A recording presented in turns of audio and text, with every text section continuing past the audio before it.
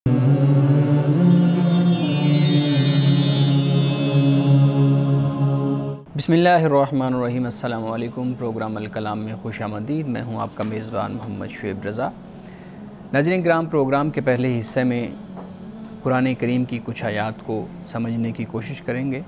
और उसके साथ साथ कुछ बहुत अहम सवालात को प्रोग्राम का हिस्सा बनाएंगे। हस्ब साबिक मेरे साथ शरीक गुफ्तगू हैं जनाब मोहम्मद अमानत रसूल साहब। अमान साहब, बहुत शुक्रिया आपके वक्त का। मेरी मुआवनत के लिए मौजूद है मिस नौरीन साहिबा। Thank you so much madam. नाज़रीन किराम, हम सूरतुल आराफ की तिलावत कर रहे थे। सूरतुल आराफ में 200 नंबर जो आयत है उस पे हमने गुफ्तगू की थी, जिसमें इस मफ़हूम को या इस चीज़ को बयान किया गया था कि जब भी किसी शख्स पे शैतान हमला करता है, उसके दिल में वसवसा डालता है, तो फिर वो शख्स अल्लाह रब्बुल इज़्ज़त की पनाह तलब करता है, अपने आप को खुदा के हवाले कर देता है और शैतान से दूर होने की कोशिश करता है।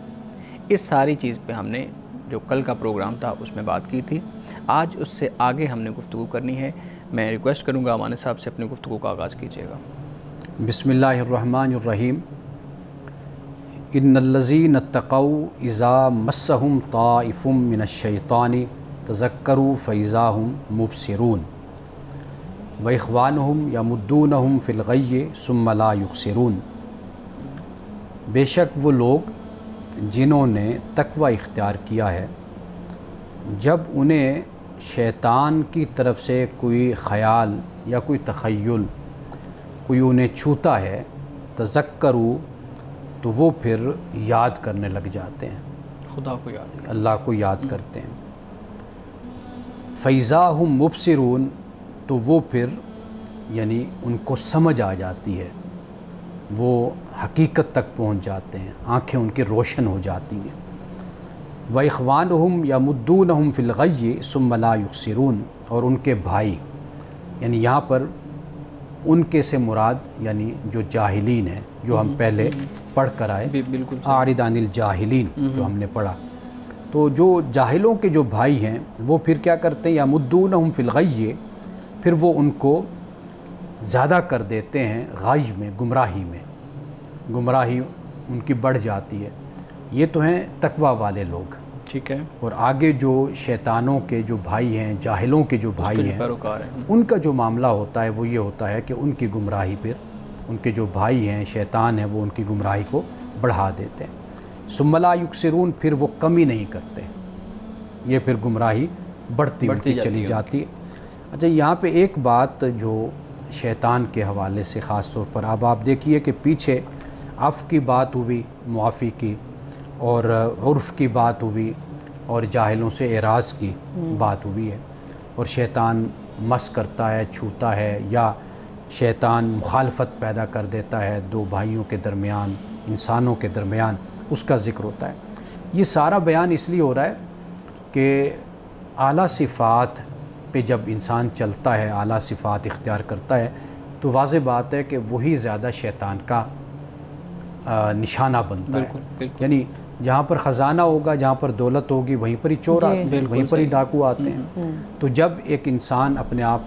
का तज़किया करता है, तज़किया नफ्स करता है, तज़किया अखलाक करता है, अपने आप को एक अच्छा इंसान बनाता है, आला सिफ़ात अपने अंदर पैदा करता है, तो फिर बेचैनी तो होती है ना शैतान की सफ़ों में। तो वो फिर यही चाहते हैं कि भाई,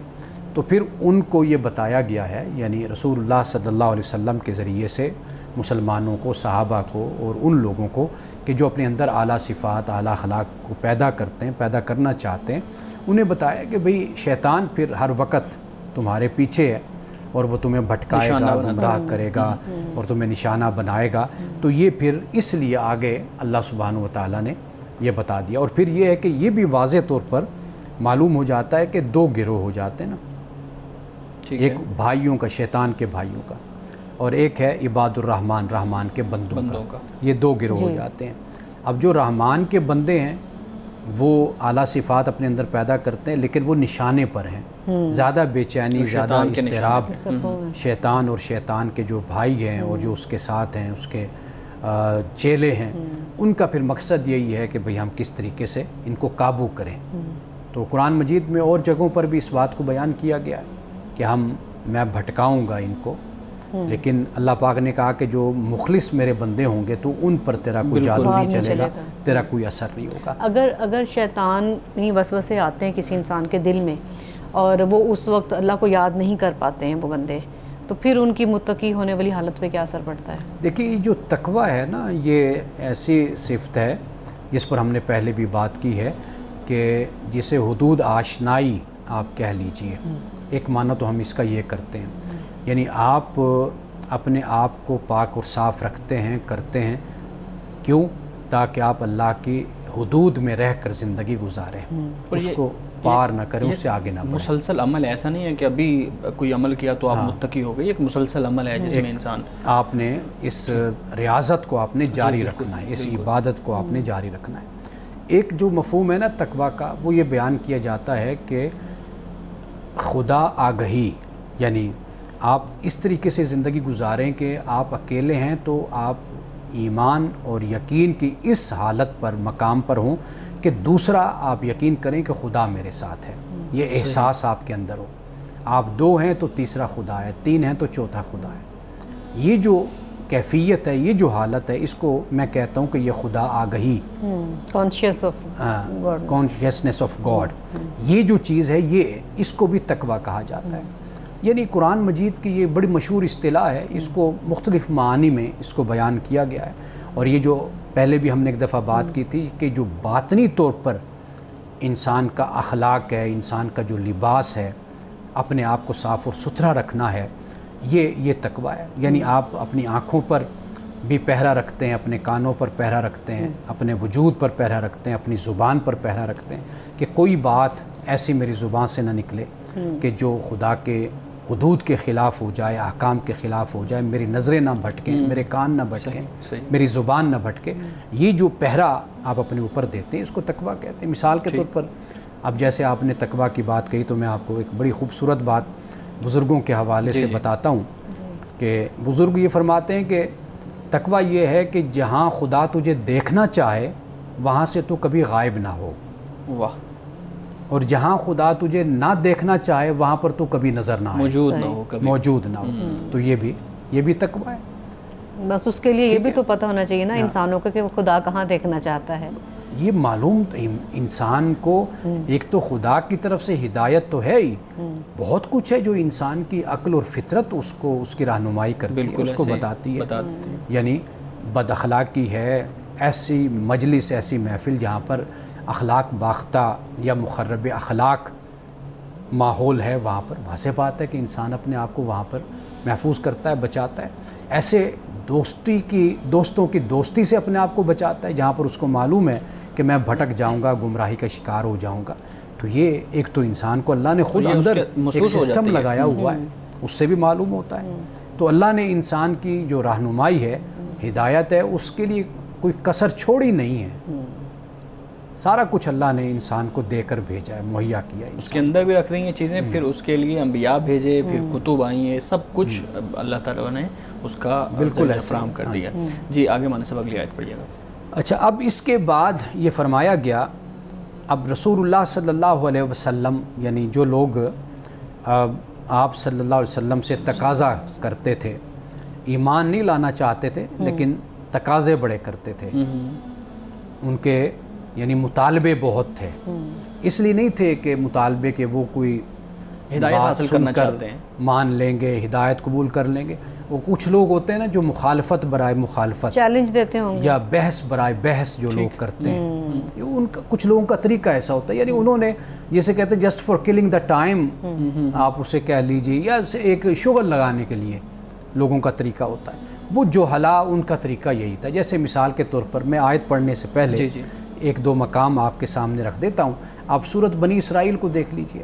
اب رسول اللہ صلی اللہ علیہ وسلم سے وہ یہ تقاضا کرتے ہیں کہ بھئی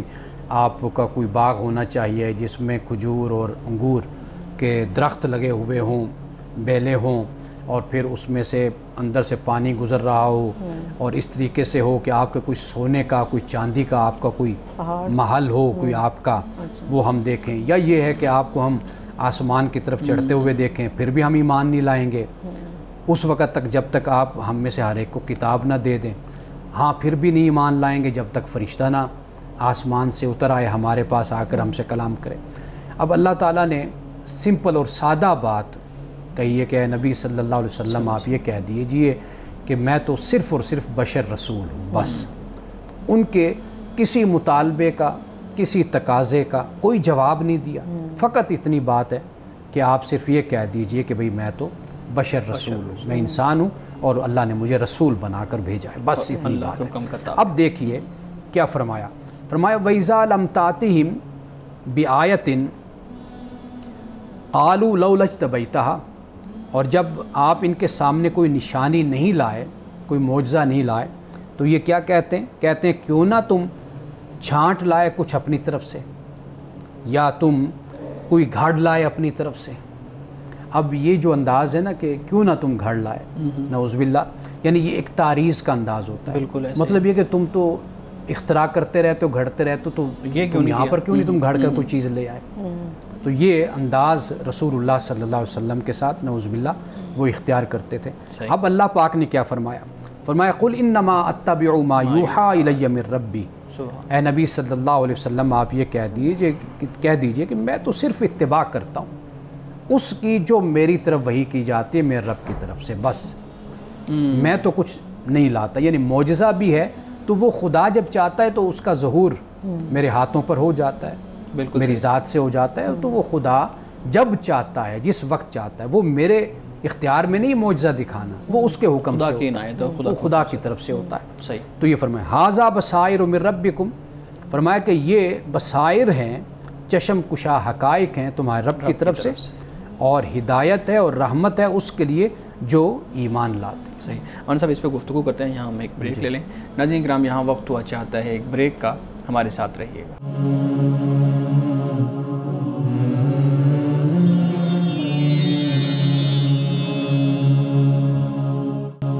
प्रोग्राम में एक दफ़ा फिर खुशामदीद। और साहब बहुत शुक्रिया। आयत नंबर 203 जो आप बयान कर रहे थे, इसमें 3-4 चीज़ें ऐसी हैं जो हमारे यहाँ इस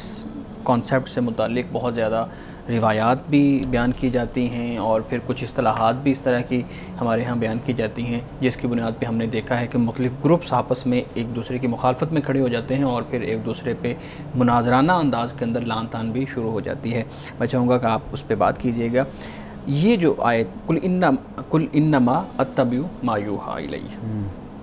कि जो मुझ पर मेरे रब की तरफ से वही की जाती है मैं तो उसकी इत्तिबा करता हूँ। कुरान बयान करता है कि रसूलुल्लाह सल्लल्लाहु अलैहि वसल्लम अल्लाह रब्बुल इज़्ज़त की वही के ताबे हैं। फिर ये हमारे यहाँ जो मुख्तार कुल की जो इस्तिलाह है ये कहाँ से आई है? मुख्तार कुल की इस्तिलाह बिल्कुल एक अजनबी इस्तिलाह है कुरान मजीद के लिए और अहादीस रसूल सल्लल्लाहु अलैहि वसल्लम के हवाले से। इसका कोई भी हमारे पास कोई सबूत और कोई इसकी बुनियाद हमारे पास नहीं है। देखिए, अल्लाह के रसूल का सबसे बड़ा इफ्तिखार और सबसे बड़ा एज़ाज़ और सबसे बड़ा जो मकाम है वो ये है कि वो अल्लाह के बंदे होते हैं। रसूलुल्लाह सल्लल्लाहु अलैहि वसल्लम ने इसी को ही अपना इफ्तिखार बयान किया है कि ये मेरे लिए फ़ख्र है कि मैं अल्लाह का बंदा हूँ। बिल्कुल बेशक। और ये जो वही है ये कुरान की हिफाजत की दलील है। ये जो अल्फाज आयात में आते हैं कि रसूलुल्लाह सल्लल्लाहु अलैहि वसल्लम को अल्लाह पाक ने ये फरमाया कि आप ये कह दीजिए कि मैं सिर्फ़ और सिर्फ जो वही है मैं उसकी इत्तिबा करता हूँ। और जो मैंने वक्फ़े से पहले आयत आपके सामने रखी थी उसमें भी यही अल्फाज हैं कि मैं सिर्फ़ और सिर्फ मैं इंसान हूँ और मैं रसूल हूँ, मुझे अल्लाह ने अपना पैगंबर बनाकर मुझे भेजा है। और इसी तरह कुरान मजीद में एक और मकाम पर भी ये है कि वलौ तक़व्वल अलैना बादल अक़ावील लाख़ज़ना मिन्हु बिल-यमीन सुम्मा लक़तअना मिन्हुल वतीन, कि कुरान ये कहता है कि रसूलुल्लाह सल्लल्लाहु अलैहि वसल्लम यानी अगर ये नबी पैगंबर अपनी तरफ से कुफ़ार बात रसूलुल्लाह सल्लल्लाहु अलैहि वसल्लम की जाती है, लेकिन दर हकीकत जो एक वईद होती है वो उनके लिए होती है, कुफ़ार के लिए, उनको मुखातब करके ये बात कही जाती है। ठीक है। तो उन्हें ये कहा गया कि अगर रसूलुल्लाह सल्लल्लाहु अलैहि वसल्लम अगर आप अपनी तरफ से कोई बात मिला दें, शामिल करें अगर, तो अल्लाह सुब्हानहू व तआला आपके दाएं हाथ से आपको पकड़ेगा और आपकी शहरग काट देगा। यानी यहाँ तक, यानी उनको ये बताया कि कुरान में किसी तरह की भी मिलावट नहीं हो सकती। वमा यंतिकु अनिल हवा इन हुवा इल्ला वह्युन यूहा। تو یہ سب سے بڑا مقام اور مرتبہ ہے کہ جو اللہ نے رسول اللہ صلی اللہ علیہ وسلم کو وحی کا جو ایک پیغمبر بنایا اور ایک اپنا کلام اور اپنے احکام جو اللہ نے اپنے رسول کے ذریعے سے ہمیں دیے، یہ سب سے بڑا مقام اور مرتبہ ہے۔ میرا خیال ہے کہ جو قرآن ہمیں بتاتا ہے اور جو رسول اللہ صلی اللہ علیہ وسلم کی صحیح احادیث ہمیں بتاتی ہے، اس مقام سے بڑھ کر کوئی اور مقام نہیں ہے۔ باقی انسانوں کی یہ اپنی ایک عقیدت کا انداز ہوتا ہے، کبھی کبھی اس میں غلو بھی آ جاتا ہے۔ اب اگر آپ حضرت مسیح علیہ السلام کی قوم کو دیکھیں کہ انہوں نے حضرت مسیح علیہ السلام کو خدا کا بیٹا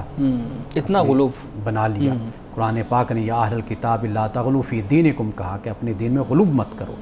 تو یہ عقیدت اور محبت بھی اسی دائرے میں رہنی چاہیے کہ جو دائرہ اور جو حدود قرآن دیتا ہے اور جو رسول اللہ صلی اللہ علیہ وسلم کی سنت سے ہمیں ملتا ہے۔ صحیح، آپ نے بہت سمپل انداز میں اس کو بیان کر دیا کہ یہ اصطلاح نہیں ہے اور یہ قرآن کریم اس کو بیان نہیں کرتا۔ قرآن کریم جو بیان کرتا ہے وہ یہ ہے کہ میں ایک انسان ہوں اور اعزاز یہ ہے کہ مجھ پہ وحی آتی ہے جو باقی لوگوں سے ممتاز کر دیتی ہے۔ لیکن ہمارے ہاں تو آپ بھی جانتے ہیں، میں بھی جانتا ہوں، اپنے طالب علمی دور میں بھی ہم نے دیکھا، آج کل تو مناظرانہ جو طرز گفتگو ہے وہ اب کم ہو گیا ہے، لیکن اس کے باوجود ہم دیکھتے ہیں سوشل میڈیا پہ اس طرح کی ابحاث آ رہی ہوتی ہیں۔ تو جو اس ٹائم پیریڈ پہ جب آپ پڑھ رہے تھے یا جب میں پڑھ رہا تھا اس وقت یہ چیزیں موجود تھیں، اس وقت تو اس پہ کفر کے فتوے، اس پہ بہت زیادہ لڑائی جھگڑے، لوگوں کی جانے جانا، یہ چیزیں ہو جاتی تھیں۔ تو آپ نے تو اس کو بہت سمپل انداز میں بیان کر دیا کہ یہ کوئی اصطلاح نہیں ہے، تو اتنا بڑا جو علمی ذخیرہ ہے وہ پھر کہاں سے آیا ہے؟ دیکھیے، جب کوئی فرقہ وجود میں آتا ہے نا تو اس کے اپنے زمانے اور اپنے وقت کے چند کلامی مسائل ہوتے ہیں، ٹھیک ہے، وہ ان مسائل پر ہی اپنی شناخت رکھتے ہیں، اپنی آئیڈینٹی۔ ان کے درمیان، ان کے علماء کے درمیان جو ابحاث ہوتی ہیں، جو مناظرے ہوتے ہیں، وہ انہی پر ہوتے ہیں، وہ پھر شناخت بن جاتی ہے، وہ شناخت بن جاتی ہے۔ گزشتہ زمانے میں، گزشتہ صدی میں اگر آپ دیکھیں تو ہمارے ہاں حاضر و ناظر کے مسائل، یہ بھی علم غیب کا مسئلہ، نور و بشر کا مسئلہ، بلکہ ہم نے تو یہاں تک دیکھا کہ ہمارے علماء کے درمیان کہ حضرت جبریل زیادہ فضیلت رکھتے ہیں یا حضرت صدیق اکبر کی فضیلت زیادہ ہے۔ اب اس طرح کے مسائل ہمارے ہاں ڈسکس ہوئے ہیں۔ تو یہ اپنے وقت اور زمانے میں چونکہ بڑے علماء ایسے مسائل کو بحث کا موضوع بناتے تھے، اس کی وجہ سے پھر شاگردوں میں، عقیدت مندوں میں، اور پھر یہ اس طرح بات پھیلتی چلی جاتی تھی۔ تو لیکن میں تو وہ بات عرض کر رہا ہوں کہ جو قرآن مجید نے بیان کی ہے، اور یہ سب سے اعلیٰ مرتبہ ہے۔ آپ دیکھیے کہ اس سے بڑھ کر اور کیا مرتبہ ہو کہ اللہ سبحانہ و تعالیٰ اربوں کھربوں انسانوں میں سے ایک بشر کو، ایک انسان کو اپنی وحی کے لیے منتخب فرمائے، مقام نبوت اور رسالت کے لیے منتخب فرمائے۔ اس سے بڑھ کر اور اعزاز اور مرتبہ کیا ہو سکتا ہے؟ اچھا مولانا صاحب، روایات بھی بیان کی جاتی ہیں نا، پھر ہم نے دیکھا کہ جب وائز جو ہیں، جو خطباء ہیں، وہ جب ان چیزوں کو بیان کرتے ہیں تو وہ بہت سی روایات پڑھتے ہیں اور پھر ان روایات کی بنیاد پہ استدلال کرتے ہیں کہ اس سے یہ چیز ثابت ہو رہی ہے، اس سے یہ چیز ثابت ہو رہی ہے۔ ایک روایت میں آپ کے سامنے پڑھتا ہوں جو عام طور پہ ہمارے یہاں پڑھی جاتی ہے کہ رسول اللہ مفہوم اس کا یہ ہے کہ رسول اللہ صلی اللہ علیہ وآلہ وسلم نے فرمایا کہ اگر میں ہر سال حج کرنے کے سوال پہ ہاں کہہ دیتا، کہ جب اصحاب رسول نے سوال کیا تو اگر میں ہاں کہہ دیتا تو اللہ رب العزت کی طرف سے ہر سال حج فرض ہو جاتا، ہر سال ہر شخص کو حج کرنا پڑتا۔ اب یہ روایت بیان کر کے کہا جاتا ہے کہ یہ دیکھیں جی، اس میں رسول اللہ صلی اللہ علیہ وآلہ وسلم اپنی اس چیز کا اظہار کر رہے ہیں کہ اگر میں ہاں کہہ دیتا تو اللہ رب العزت بھی اس ہاں کے مقابلے میں اس چیز کو فرض کر دیتا۔ دیکھیے، رسول اللہ صلی اللہ علیہ وسلم کی ایک حیثیت، آپ کا جو ایک پہلو ہے وہ یہ ہے کہ آپ اللہ کے رسول اور آپ اللہ کے نبی ہیں، بالکل، اور آپ جو کسی معاملے میں فرماتے ہیں وہ اللہ سبحانہ و تعالیٰ ہی کی طرف سے وہ تعلیم ہوتی ہے یا وہ معاملہ ہوتا ہے۔ تو یہ آپ کی جو ایک تشریعی حیثیت ہے وہ اس کی دلیل یہ بنتا ہے کہ یعنی اگر آپ ایک بات کو فرماتے ہیں تو وہ تمہارے لیے وہ لازم ہو جاتا ہے، وہ تم پر ایک حکم بن جاتا ہے خدا کی طرف سے کہ تم اس پر عمل کرو، وہ اللہ کی طرف سے آیا، اللہ کی طرف سے ہوتا ہے، تم اس کو اختیار کرو۔ ایک بات تو یہ ہے۔ دوسری بات یہ ہے کہ خام خواہ کے جو سوالات ہوتے ہیں، در حقیقت رسول اللہ صلی اللہ علیہ وسلم نے کئی اور احادیث میں بھی اسی بات کو بیان کیا ہے کہ دوسری قومیں جو تباہ و برباد ہوئی وہ اس وجہ سے کہ وہ اپنے نبی سے سوال خام بال کی پوچھا کھال کرتے کھینچ تھے، دیتے تھے، ہاں سوال پہ سوال وہ پوچھا کرتے تھے، تو اس لیے وہ قومیں تباہ و برباد ہوئی۔ اور پھر یہ ہوتا ہے کہ آپ دیکھیے کہ جس طرح حضرت موسیٰ علیہ السلام نے جب کہا کہ بھئی گائے کو ذبح کرنا ہے، اب ایک سوال پھر دوسرا پھر تیسرا، سوال پہ سوال ہوا ہو رہے ہیں، اس کے بعد کیا ہوا کہ آپشن جو ہوتی ہے، جو انتخاب ہوتا ہے، وہ محدود ہوتی چلی گئی، اس سے بھی مشکل پیدا ہوتی چلی گئی۔ تو رسول اللہ صلی اللہ علیہ وسلم نے در حقیقت اپنے اس ارشاد میں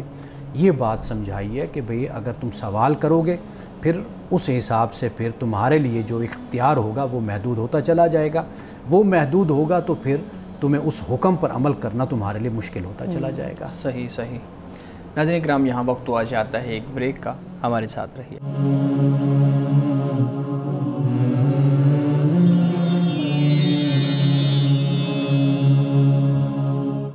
پروگرام میں ایک دفعہ پھر خوش آمدید۔ جی مصعب سوال کرنا چاہ رہے تھے۔ آیت نمبر 202 کے مطابق شیطان اپنے ساتھیوں کو گمراہ کرتا ہے، تو آپ یہ بتائیے کہ آج کے دور میں گمراہی کن شکلوں میں ہم اسے پہچان سکتے ہیں؟ کہ آج کے اگر ہم اسے کہیں یا یہ گمراہی وہی جو پہلے بھی تھی اور آج بھی وہی ہے، یا اس کی شکلیں بدل چکی ہیں آج کے دور میں؟ دیکھیے گمراہی کی شکلیں بدلتی ہیں، اس میں کوئی شک نہیں ہے، لیکن کچھ بنیادی باتیں ایسی ہوتی ہیں کہ جو اول دن سے وہ چل رہی ہیں۔ یعنی اگر آج کے دور میں اگر آپ دیکھیں گے تو شیطان کے جو وسوسے ہیں، یہ شیطان کے حملے ہیں، واضح بات ہے کہ وہ جدید دور کے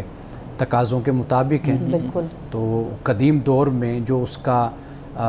طریقہ تھا، اس کا جو اسلحہ تھا، جو اس کا آلہ تھا، جو اس کا انداز تھا، وہ اس حالت کے مطابق اور ان حالات کے مطابق تھا۔ آج جب ہم جائزہ لیں گے تو واضح بات ہے کہ اس کا طریقہ مطلب شیطان بھی ماڈرن ہو گیا، جدید ہو گیا، جیسے سوشل میڈیا آ گیا ہے، جیسے انسان ماڈرن ہوا اسی طرح شیطان کا بھی طریقہ ماڈرن ہو گیا۔ یعنی مثال کے طور پر آپ کے پاس موبائل ہے، اب آپ اس موبائل پر آپ کیا کچھ دیکھ سکتے ہیں، کیا کچھ ایسا ہے جو اخلاق کے خلاف ہوتا ہے، جو مذہب کے بھی خلاف ہوتا ہے، اور پھر صرف یہ نہیں کہ انسان کے اخلاق اور عادات، بہت کچھ ایسا ہے جو انسان کے افکار و نظریات سے بھی متعلق ہوتا ہے۔ تو لہٰذا انسان اپنی ذات پر، اپنی شخصیت پر پہرا بٹھانے کی کوشش کرے اور اس پر کام کرے کہ وہ کس طریقے سے اپنے آپ کو محفوظ کر سکتا ہے، تاکہ کوئی کام بھی اس کا آنے والے وقت میں پچھتاوا نہ بنے۔ زندگی انسان اس انداز سے گزارے کہ آنے والے وقت میں اس کا ماضی اس کے لیے پچھتاوا نہ ہو۔ ہمارے صاحب یہ سوشل میڈیا کی جیسے ہم بات کر رہے تھے، تو جو زنا ہے، یہ آنکھوں کا زنا بھی ہم کہہ سکتے ہیں کہ بری چیزوں کو دیکھنا، کیونکہ یہ تو ہر وقت ہاتھ میں بچوں کے، بڑوں کے موبائل ہوتا ہے، تو اس چیز پر بھی ہمیں توجہ دلوانی چاہیے کہ یہ کتنی بڑی برائی ہے، کہ اس کا کیا امپیکٹ ہے۔ دیکھیے جب زنا کہا جاتا ہے نا، وہ اس لیے ہے کہ ایک عمل، ایک فعل جو ہے وہ ایک اخلاقی حدود سے باہر، یعنی حدود اللہ سے باہر ایک کام کیا جا رہا ہے، اس کے خلاف کیا جا رہا ہے۔ اس کی اجازت نکاح کی صورت میں ہے، نکاح نہیں ہے تو اس کی اجازت نہیں ہے، ناجائز ہے یعنی۔ اسی طرح یہی معاملہ ہوتا ہے انسان کی آنکھوں کا، انسان کے کانوں کا، کہ جب آپ اللہ کی حدود کو کراس کر رہے ہیں، اس کے خلاف چل رہے ہیں، تو واضح بات ہے کہ آپ اس کو آنکھوں کا زنا کہہ دیں، آپ اس کو کانوں کا زنا کہہ دیں، تو وہ پھر اس بات کو رسول اللہ صلی اللہ علیہ وسلم نے کئی احادیث میں سمجھایا۔ یہ ایک عام فہم انداز ہوتا ہے، انسان کو بات سمجھ آ جاتی ہے کہ جس طرح غیر قانونی تعلق ہے کسی کا مرد کا عورت کے ساتھ، عورت کا مرد کے ساتھ، اسی طرح ہی یہ غیر قانونی، غیر اخلاقی اور اللہ کی حدود کے خلاف انسان اپنی آنکھوں کا استعمال کرتا ہے، کانوں کا، اپنی زبان کا، اس کو پھر عام فہم اور سادہ انداز میں یوں بات سمجھا دی جاتی ہے۔ صحیح۔ من صاحب یہ بتائیے گا کہ نماز قربت الہی کا ایک ذریعہ ہے یا اظہار کہہ لیں ہم، اب اگر کوئی شخص اخلاص سے، محبت سے، خلق خدا کی خدمت سے یا مختلف ذرائع سے اللہ رب العزت کا قرب حاصل کر سکتا ہے اور کر رہا ہے، تو کیا وہ نماز کا متبادل ہو سکتا ہے؟ کیونکہ مقصد تو نماز کا یہی ہے، تو پھر اس کو اس پوری ایکسرسائز کرنے کی کیا ضرورت ہے، جبکہ مقصد اس کا کسی اور ذرائع سے پورا ہو رہا ہے، کسی اور ذریعے سے، کسی اور طریقے سے پورا ہو رہا ہے؟ ہم معلوم نہیں کہ چیزوں کو مقابل کیوں لاتے ہیں، ایک دوسرے کے خلاف کیوں کھڑا کر دیتے ہیں۔ یعنی میں نے لوگوں کو دیکھا ہے کہ اگر وہ نماز پڑھتے ہیں، حاجی ہیں، نمازی ہیں، تو میں نے دیکھا ہے کہ وہ خلق خدا کی خدمت سے اعراض برتیں گے، منہ پھیریں گے، یعنی اس میں سست ہوں گے، کاہل ہوں گے، نمازیں اور حج اور ان چیزوں پہ، روزوں پہ، ان پہ زیادہ توجہ ہوگی۔ میں نے ایسے لوگ بھی دیکھے ہیں کہ جو خدمت خلق کا کام کریں گے، ویلفیئر کا کام کریں گے، نماز کو اہمیت نہیں دیں گے، حج کو اہمیت نہیں دیں گے، روزوں کو اہمیت نہیں دیں گے، کہیں گے جی ہم خدمت خلق کا کام کر رہے ہیں، ہم نے بڑے حاجی دیکھے ہیں، بڑے نمازی دیکھے ہیں جی، وہ بالکل ہی مخلوق سے بے پرواہ ہوتے ہیں، تو ہم تو اچھے ہیں کہ مخلوق کی خدمت کر رہے ہیں، اللہ کی مخلوق کی خدمت کر رہے ہیں۔ تو میرا خیال ہے کہ یہ دونوں انتہائیں ہیں۔ اسلام آپ کو توازن کی اور اعتدال کی تعلیم دیتا ہے، وہ یہی ہے کہ نماز کی اپنی اہمیت ہے، آپ اللہ کی بارگاہ میں جاتے ہیں، آپ کی ایک روحانی ضرورت ہے، ایک ارج ہے، اسپرچول ارج اس کو آپ کہہ لیں، نیسیسٹی، وہ آپ کی نماز سے پوری ہوتی ہے۔ آپ اللہ کے قرب میں جاتے ہیں، آپ خاموش ہوتے ہیں۔ آپ دیکھیے کہ آپ مسجد میں جا کر نماز پڑھیں ذرا، آپ دیکھیے کہ مسجد کا ماحول کیسا ہوتا ہے۔ جب انسان مسجد میں جاتا ہے، گھر میں نماز پڑھتا ہے، ٹھیک ہے وہ فرض تو اس نے ادا کر لیا، لیکن مسجد کی تعمیر، اس کا ماحول، اس کے اندر جا کر بیٹھنا، وہ ناقابل بیان ہے۔ یعنی انسان الفاظ میں اس روحانیت کو بیان ہی نہیں کر سکتا جو مسجد میں اس کو نصیب ہوتی ہے، جو محسوس کرتا ہے وہ۔ تو لہٰذا ہر چیز کو گڑ مڑ بھی نہیں کرنا چاہیے، ہر چیز کو اس کی جگہ پر رکھ کر آپ دیکھیے، نماز اپنی جگہ پر فرض ہے، وہ ضرور ادا کریں آپ۔ خدمت خلق کا کام اللہ نے اس پر بھی بڑا زور دیا، اللہ نے فرمایا کہ مخلوق میرا کنبہ ہے، میرا خاندان ہے، اس سے بڑھ کر اور کیا بات ہو۔ ہم جس طرح چاہتے ہیں کہ ہمارے بچوں سے سب محبت کریں، ہم یہ چاہتے ہیں کہ بھئی سب خیال رکھیں، عزت دیں، احترام کریں، تو اللہ نے ہمیں انسانی جذبے کی بنیاد پر یہ بات سمجھا دی ہے۔ تو میرا ذاتی خیال یہ ہے کہ کبھی ایک دوسرے کے مقابلے میں ان کو نہیں لانا چاہیے۔ ہر عمل، ہر فعل، ہر عبادت اپنی جگہ پر اس کی بہت زیادہ اہمیت ہے۔ ایک سوال پوچھیں تو یہ ابھی جیسے مسجد کے ماحول کی بات کی، تو جب ہم کعبہ اللہ میں جاتے ہیں، وہاں کا منظر بھی ناقابل بیان ہے، میرا اپنا پرسنل تجربہ ہے، لیکن میں یہ پوچھنا چاہتی ہوں کہ جو اس مقصد کے لیے یہ ہر بندے کی قلبی رجحان، اس کی اپنی پریورٹی ہوتی ہے، یا کہ سوچ کے جانا چاہیے کہ اب ہم جا رہے ہیں تو لہٰذا ہمیں تھوڑا سا کچھ ذہنی طور پہ تیار ہونا چاہیے، کیونکہ اب وہاں پہ بہت زیادہ موبائل کا استعمال، وہ جو تصویریں لیتے ہیں، بلکہ طواف کرتے ہوئے بھی کسی کی ویڈیو کال پہ لے کے ساتھ ساتھ طواف کیا جا رہا ہے، تو کیا یہ ساری چیزیں بندے کی روحانیت پر اثر انداز ہوتی ہیں؟ دیکھیے، اللہ کی عبادت میں اگر کوئی چیز رکاوٹ کا باعث بنتی ہے اور روحانیت میں حرج ڈالتی ہے تو اس سے بچنا چاہیے۔ باقی دیکھیے اگر کوئی ایسا کر رہا ہے نا تو ان پر بھی کوئی اعتراض نہیں ہوتا۔ کئی دفعہ کسی وجہ سے کوئی کر رہا ہوتا ہے، دکھانا چاہتا ہے اپنے گھر والوں کو، یا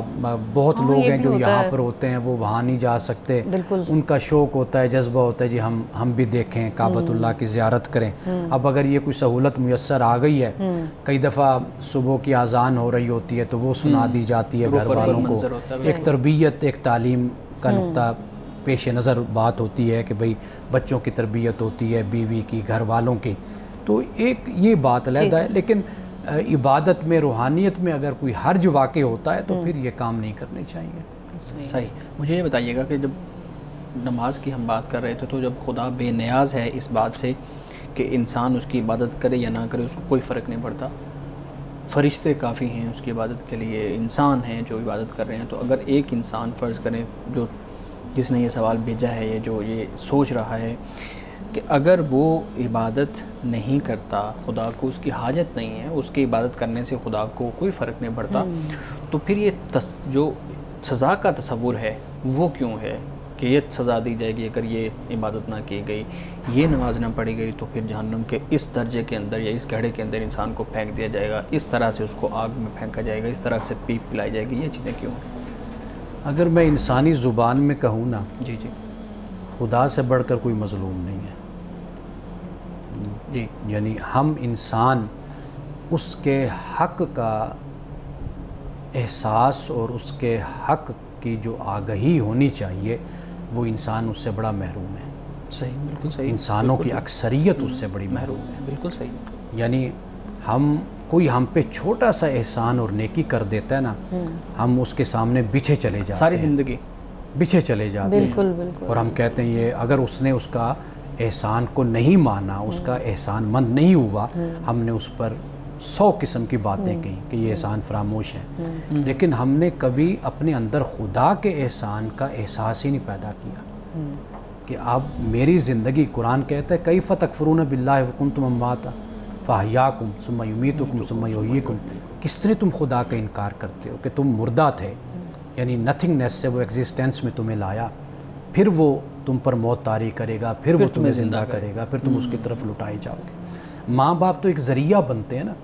کہ جن کے بارے میں قرآن کہتا ہے کہ ان کے احسان کو مت بھولو، ان کے ساتھ ہمیشہ اچھا سلوک کرو، ان کے ساتھ نیکی کرو۔ ماں کے دکھ کو، بوجھ کو جو ماں اٹھاتے ہے 9 مہینے، قرآن اس کو بیان کرتا ہے، لیکن خدا کے حق سے بالکل ہی ہم محروم ہیں، سمجھتے نہیں اس بات کو۔ یعنی اس پر ذرا تھوڑا سا آپ غور کریں نا کہ یہ جو عبادت ہے، یہ جو روحانیت ہے، اچھا پھر یہ کہ ابھی ہم نے پہلے بات کی کہ خدا کی عبادت سے ہمیں کیا نصیب ہوتا ہے، یعنی ہم جو نفسیاتی مسائل کا شکار ہو جاتے ہیں، معاشی مسائل کا شکار ہو جاتے ہیں، ذہنی الجھنوں کا اور انتشار کا شکار ہو جاتے ہیں، کتنا کچھ ہمارے اندر 100 قسم کے مسائل اور بے چینی اور اضطراب اور کتنی پریشانیاں ہمارے اندر چل رہی ہوتی ہیں۔ ہم جب ادھر جاتے ہیں، خدا کے حضور جھکتے ہیں، تو ہمیں سکون اور اطمینان۔ ابھی میں نے آپ کو بتایا کہ میں صرف اپنی کیفیت کو نہیں بیان کر رہا، یعنی دوڑ کر لوگ مسجد کی طرف جاتے ہیں، وہاں پر اذان کو سنتے ہیں، ماحول ہوتا ہے، خوبصورت ماحول، اطمینان، سکون، وہاں پر بیٹھتے ہیں، 10-15 منٹ 5 منٹ نماز پڑھتے ہیں، ان کو اتنا سکون ملتا ہے، قرار ملتا ہے کہ وہ اپنی عملی زندگی کے لیے اپنے آپ کو تیار کر لیتے ہیں۔ اچھا ایک یعنی یہ چیزیں اگر آپ دیکھیں تو خدا کا حق اپنی جگہ پر، وہ بھی جو میں نے پہلے بیان کیا، دوسرا دیکھیے کہ اس کے ساتھ خود ہماری افادیت اور ہماری اپنی نفسیاتی شخصیت بالکل کس طرح پروان چڑھتی اور کس طرح خوبصورت بنتی ہے، ہم اس طرف متوجہ کر لیں۔ یعنی ہم پھر وہی بات کرتے ہیں، یہ اعتراضات جو آپ نے سامنے رکھے ہیں سوال، یہ بہت دفعہ میرے سامنے بہت سے نوجوان کرتے ہیں، تو میں انہیں ہمیشہ یہ کہتا ہوں خدا کے حق کو پہچانیں، بالکل بس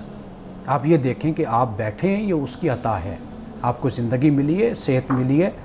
آپ سلامتی کے ساتھ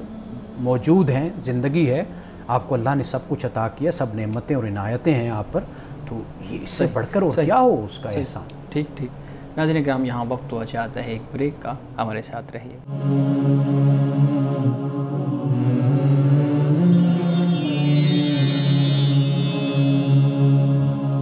پروگرام میں ایک دفعہ پھر خوش آمدید۔ جی مس مولانا صاحب، سورہ نور کی آیت 26 کے حوالے سے میں اس میں سے درمیان میں سے ایک بات پوچھنا چاہتی ہوں، جس میں ذکر ہے کہ ناپاک عورتیں ناپاک مردوں کے لیے اور پاکیزہ عورتیں پاکیزہ مردوں کے لیے۔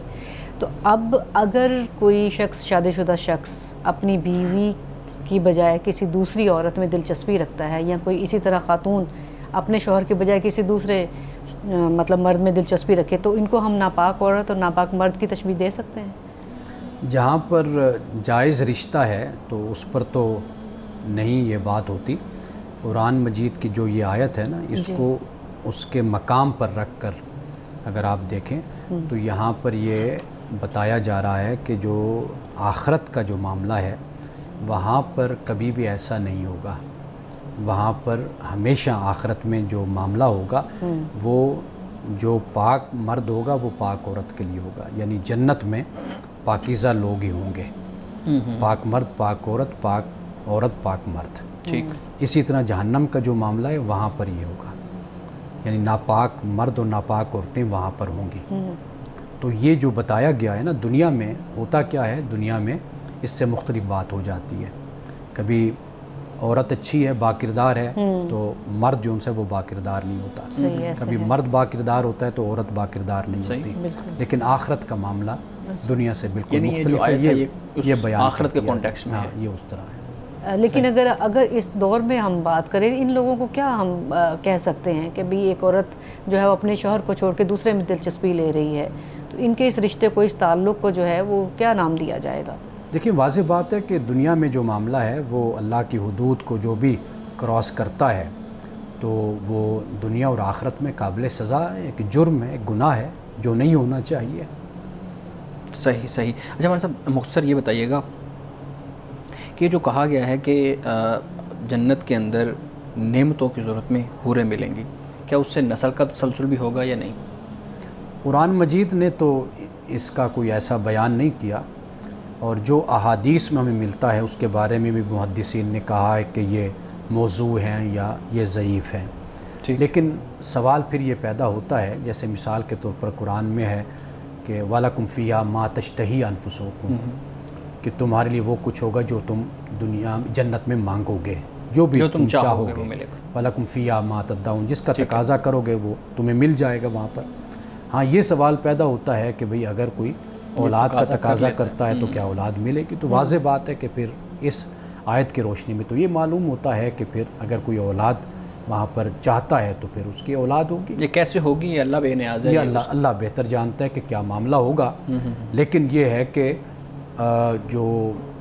قرآن کی آیت سے ہے، یہ اتنا اگر آپ اس سے یہ معلوم کرنا چاہیں یا یہ اس سے آپ مسئلہ نکالنا چاہیں تو آپ یہ مسئلہ نکال سکتے ہیں، لیکن ویسے واضح طور پر صریحاً قرآن پاک میں کہیں پر بھی اور صحیح احادیث میں کہیں پر اس کا بیان نہیں ہے۔ صحیح، اور سب حدیث مبارکہ بیان کیجیے گا۔